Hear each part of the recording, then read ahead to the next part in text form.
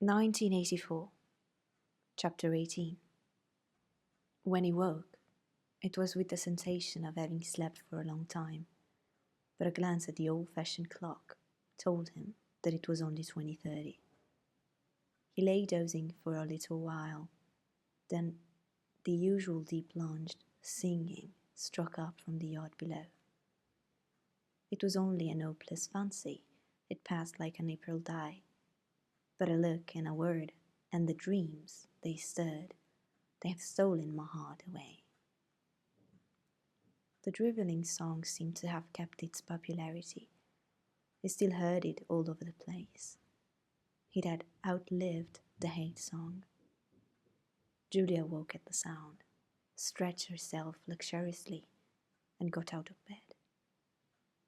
"I'm hungry," she said. "Let's make some more coffee. Damn, the stove's gone out and the water's cold." She picked the stove up and shook it. "There's no oil in it." "We can get some from old Charrington, I expect." "The funny thing is, I made sure it was full.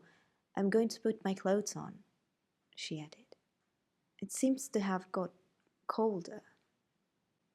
Winston also got up and dressed himself. The indefatigable voice sang on. "They say that time heals all things. They say you can always forget. But the smiles and the tears across the years, they twist my heartstrings yet." As he fastened the belt of his overalls, he strolled across to the window. The sun must have gone down behind the houses. It was not shining into the yard any longer. The flagstones were wet, as though they had just been washed, and he had the feeling that the sky had been washed too, so fresh and pale was the blue between the chimney pots. Tirelessly, the woman marched to and fro, corking and uncorking herself, singing and falling silent, and pegging out more diapers, and more, and yet more. He wondered whether she took in washing for a living, or was merely the slave of 20 or 30 grandchildren. Julia had come across to his side. Together they gazed down with a sort of fascination at the sturdy figure below.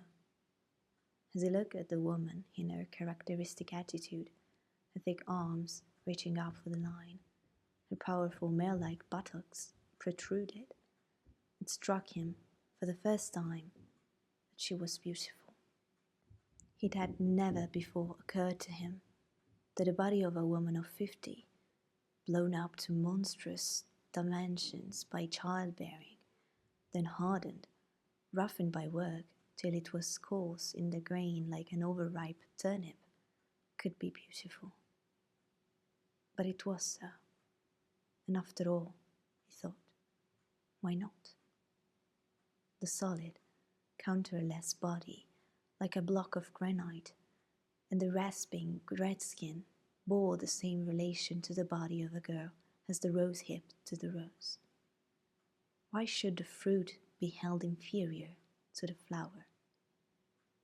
"She's beautiful," he murmured. "She's a meter across the hips, easily," said Julia. "That is her style of beauty," said Winston. He held Julia's supple waist easily encircled by his arm. From the hip to the knee, her flank was against his. Out of their bodies, no child would ever come. That was one thing they could never do. Only by word of mouth, from mind to mind, could they pass on the secret. The woman down there had no mind. She had only strong arms, a warm heart, and a fertile belly. He wondered how many children she had given birth to. It might easily be 15. She had had her momentary flowering, a year, perhaps, of wild rose beauty, and then she had suddenly swollen like a fertilized fruit, and grown hard and red and coarse, and then her life had been laundering, scrubbing, darning, cooking, sweeping, polishing, mending, scrubbing, laundering, first for children, then for grandchildren, over 30 unbroken years. At the end of it, she was still singing. The mystical reverence that he felt for her was somehow mixed up with the aspect of the pale, cloudless sky, stretching away behind the chimney pots into interminable distances. It was curious to think that the sky was the same for everybody, in Eurasia or East Asia as well as here. And the people under the sky were also very much the same, everywhere, all over the world. Hundreds of thousands of millions of people just like this, people ignorant of one another's existence, held apart by walls of hatred and lies, and yet almost exactly the same. People who had never learned to think, but who were storing up in their hearts and bellies and muscles the power that would one day overturn the world. If there was hope, it lays in the prose. Without having read to the end of the book, he knew that that must be Goldstein's final message. The future belonged to the prose. And could he be sure that when their time came, the world they constructed would not be just as alien to him, Winston Smith, as the word of the party? Yes, because at the least it would be a word of sanity. Where there is equality, there can be sanity. Sooner or later, it would happen. Strength would change into consciousness. The pearls were immortal. You could not doubt it when you looked at the valiant figure in the yard. In the end, their awakening would come. And until that happened, though it might be 1,000 years, they would stay alive against all the odds, like birds, passing on from body to body the vitality which the party did not share and could not kill. "Do you remember," he said, "the thrush that sang to us that first day at the edge of the wood?" "He wasn't singing to us," said Julia. "He was singing to please himself. Not even that. He was just singing." The birds sang, the prowl sang. The party did not sing. All around the world, in London and in New York, in Africa and in Brazil, and in the mysterious forbidden lands beyond the frontiers, in the streets of Paris and Berlin, and the villages of the endless Russian plain, in the bazaars of China and Japan, everywhere stood the same solid, unconquerable figure, made monstrous by work and childbearing, toiling from birth to death, and still singing. Out of those mighty loins a race of conscious beings must one day come. You were the dead. Theirs was the future. But you could share in that future if you kept alive the mind as they kept alive the body, and passed on the secret doctrine that 2 + 2 make 4. "We are the dead," he said. "We are the dead," echoed Julia dutifully. "You are the dead," said an iron voice behind them. They sprung apart. Winston's entrails seemed to have turned to ice. He could see the white all around the irises of Julia's eyes. Her face had turned a milky yellow. The smear of rouge that was still on each cheekbone stood out sharply, almost as though unconnected with the skin beneath. "You are the dead," repeated the iron voice. "It was behind the picture," breathed Julia. "It was behind the picture," said the voice. "Remain exactly where you are. Make no movement until you are ordered." It was starting. It was starting at last. They could do nothing except stand gazing into one another's eyes. To run for life, to get out of the house before it was too late. No such thought occurred to them. unthinkable to disobey the iron voice from door. There was a snap as though a catch had been turned back, and a crash of breaking glass. The picture had fallen to the floor, uncovering the telescreen behind it. "Now they can see us," said Julia. "Now we can see you," said the voice. "Stand out in the middle of the room. Stand back to the back. Clasp your hands behind your heads. Do not touch one another." They were not touching, but it seemed to him that he could feel Julia's body shaking. Or perhaps it was merely the shaking of his own. He could just stop his teeth from chattering, but his knees were beyond his control. There was a sound of trampling boots below, inside the house and outside. The yard seemed to be full of men.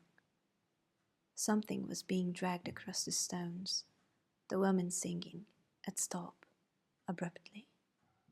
There was a long, rolling clang as though the washtub had been flung across the yard, and then a confusion of angry shouts which ended in a yell of pain. "The house is surrounded," said Winston. "The house is surrounded," said the voice. He heard Julia snap her teeth together. "I suppose we may as well say goodbye," she said. "You may as well say goodbye," said the voice. And then another quite different voice, a thin, cultivated voice which Winston had the impression of having heard before, struck in. "And by the way, while we are on the subject, here comes a candle to light you to bed. Here comes a chopper to chop off your head." Something crashed onto the bed behind Winston's back. The head of a ladder had been thrust through the window and had burst in the frame. Someone was climbing through the window. There was a stampede of boots up the stairs. The room was full of solid men in black uniforms, with iron-shod boots on their feet and truncheons in their hands. Winston was not trembling any longer. Even his eyes he barely moved. One thing alone mattered: to keep still and not give them an excuse to hit you. A man with a smooth, prize-fighter's jowl, in which the mouth was only a slit paused opposite to him, balancing his truncheon meditatively between thumb and forefinger. Winston met his eyes. The feeling of nakedness, with one's hands behind one's head and one's face and body all exposed, was almost unbearable. The man protruded the tip of a white tongue, licked the place where his lips should have been, and then passed on. There was another crash. Someone had picked up the glass paperweight from the table and smashed it to pieces on the hearthstone. The fragment of coral, a tiny crinkle of pink like a sugar rosebud from a cake, rolled across the mat. How small, thought Winston. How small it always was. There was a gasp and a thump behind him, and he received a violent kick on the ankle, which nearly flung him off his balance.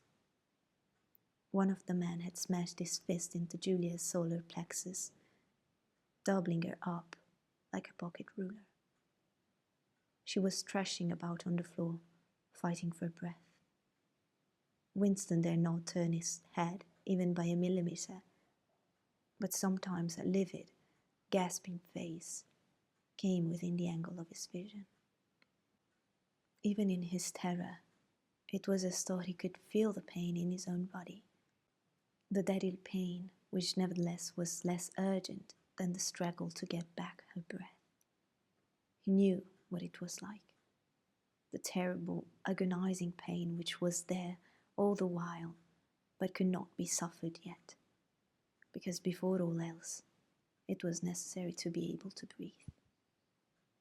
Then 2 of the men hoisted her up by knees and shoulders and carried her out of the room like a sack. Winston had a glimpse of her face, upside down, yellow and contorted, with the eyes shut, and still with a smear of rouge on either cheek. And that was the last he saw of her. He stood dead still. No one had hit him yet. Thoughts which came of their own accord, but seemed totally uninteresting, began to flit through his mind. He wondered whether they had got Mr. Charrington. He wondered what they had done to the woman in the yard. He noticed that he badly wanted to urinate, and felt a faint surprise because he had done so only 2 or 3 hours ago. He noticed that the clock on the mantelpiece said 9, meaning 21, but the light seemed too strong. Would not the light be fading at 21 hours on an August evening?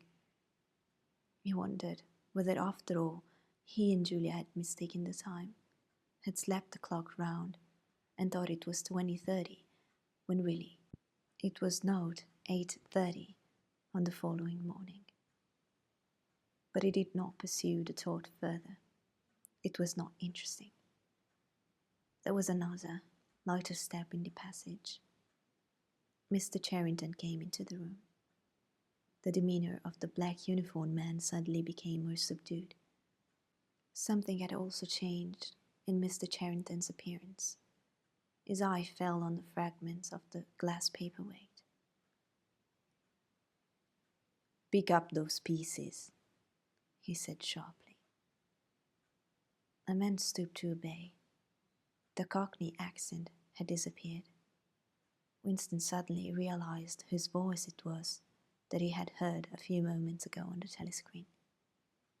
Mr. Charrington was still wearing his old velvet jacket, but his hair, which had been almost white, had turned black. Also, he was not wearing his spectacles. He gave Winston a single sharp glance, as though verifying his identity, and then paid no more attention to him. He was still recognizable, but he was not the same person any longer. His body had straightened and seemed to have grown bigger. His face had undergone only tiny changes that had nevertheless worked a complete transformation. The black eyebrows were less bushy. The wrinkles were gone. The whole lines of the face seemed to have altered. Even the nose seemed shorter. It was the alert, cold face of a man of about 35. It occurred to Winston that for the first time in his life he was looking, with knowledge, at a member of the Todd police.